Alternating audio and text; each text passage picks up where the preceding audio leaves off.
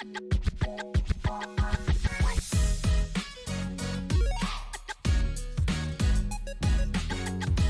there, everybody, and welcome back. For those of you that are interested in taking some kind of an online test, whether it be through a platform like Pearson Vue or another provider, stay tuned. I'm going to be covering some tips, tricks, and also my general experiences doing an online test and then doing the same test in an in-person proctored environment.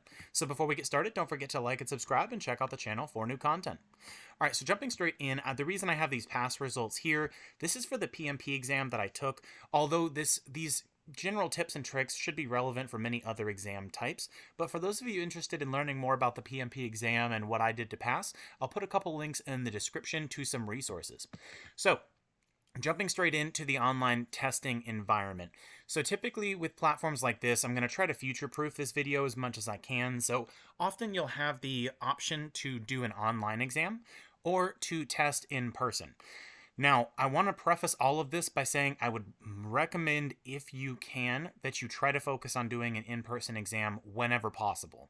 I know that it's not always the easiest option, sometimes may not be the most affordable, but the online testing environment is, in my opinion, much more difficult. So I'll go through and explain why. When I was taking my PMP exam, I took it technically 3 times, although I never technically failed once. So what I mean by that is I started out with an online test, so I went through PMI, and they partner with Pearson. So I scheduled through Pearson, and I started out with my first test, and I'll go through what that looks like in a moment. But I ended up, there were some technical issues when I was going through that test. The proctor notified me they couldn't see my webcam anymore, and I could see my webcam on the Pearson Vue application. So they restarted my application a couple of times, and from what I've read online, it is possible that I'm definitely not the only person, or I'm likely not the only person, but I've seen and heard of reports of this happening with other individuals as well. So my exam was canceled, and I was eligible to take a retake. So then I had to reschedule the online exam, which I did, for a couple of days later. So then I go through the exact same process. Again, I'll cover that in a moment. And this time around, I was probably about a third of the way through the exam. And then I had an issue where I'm pretty sure I was on a scheduled break, but again, I could be wrong on this. But I have a wall unit for like air conditioning. And I turned off the AC unit, and I thought that I was on a scheduled break, so I just cut the AC unit off really, really quickly, put the remote aside, and then switched back to the computer, started the test, and within, honestly, like a minute or two, the test was canceled, and I received a note that I was in possession of unauthorized testing equipment. So I had to go through the process of trying to get a refund, which was much more painful the second time around due to the reasons for the test being canceled. And then I ended up testing in person because it was just too difficult, and I passed the test when I was doing it in person and actually completed it. So let's go through what I learned. First and foremost, when you go to the Pearson Vue website, you can go to take a test, and you can scroll through because you may need to do this exact same thing through whatever online testing environment you're using. So you can weigh your options here and go through all of that if you want. But the biggest thing is making sure that you're going through a proctor service that actually allows you to schedule your exam. So there are exam resources, different accommodations that you can learn about. This is critical because I've seen people online talking about having something like dyslexia, where they may need to read the question out loud, or maybe that helps them. Or if you're the type of person that reads questions out loud already. So my first recommendation is try to apply for whatever accommodations that you need when you need to test, whether it's additional time or whatever other resources that you may need. That is critical. The next thing that I'm going to recommend is when you go through, you can click on the helpful resources. You'll see here it says check for testing policies on your exam program's homepage. I cannot stress the importance of reading these.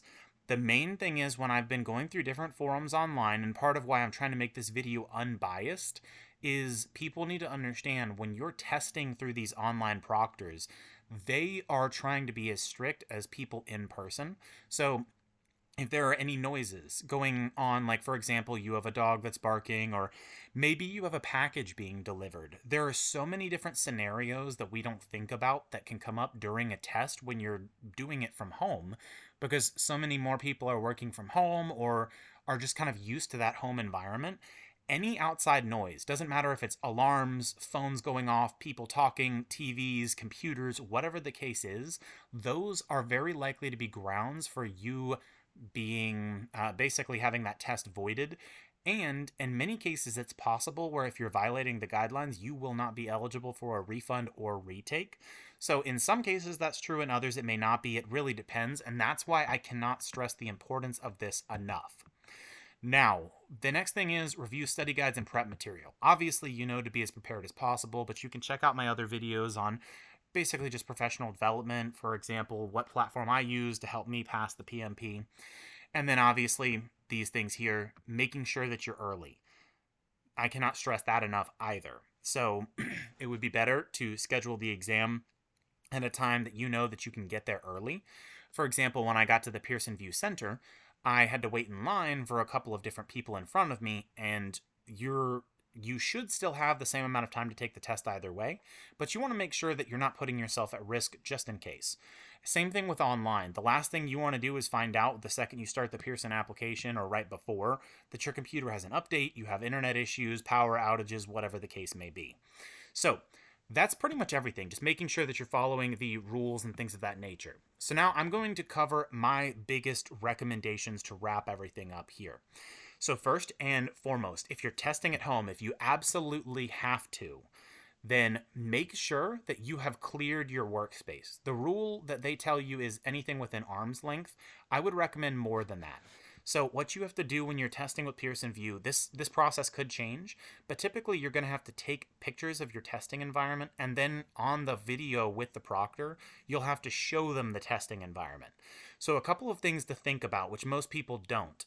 When I had my exam voided, I had an AC controller. And to me, obviously, it's not cheating, but to them, it's not obvious. So look around. Do you have computer screens, phones, alarm clocks, smart watches, anything that can provide any kind of information, access to the internet, anything that's electronic?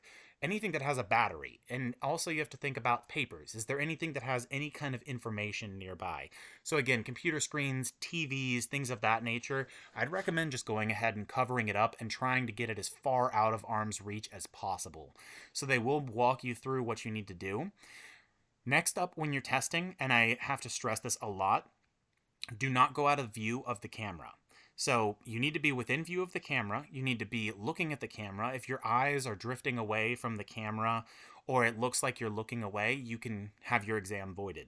Same thing with using anything, whether you're picking your fingernails or you tend to look around. If you read out loud or cover your mouth or lean too much, I know all of this sounds very strict, and it is, and that's kind of the point.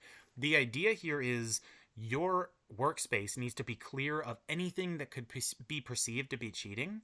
And during the test, you have to be looking at the computer screen at all times and making sure that you're not doing anything that could even be perceived as not looking at the computer screen. So be looking at the computer screen, making eye contact, making sure that you're not moving excessively, you're not leaning, covering up your mouth, your eyes, basically just try to avoid touching your face in general.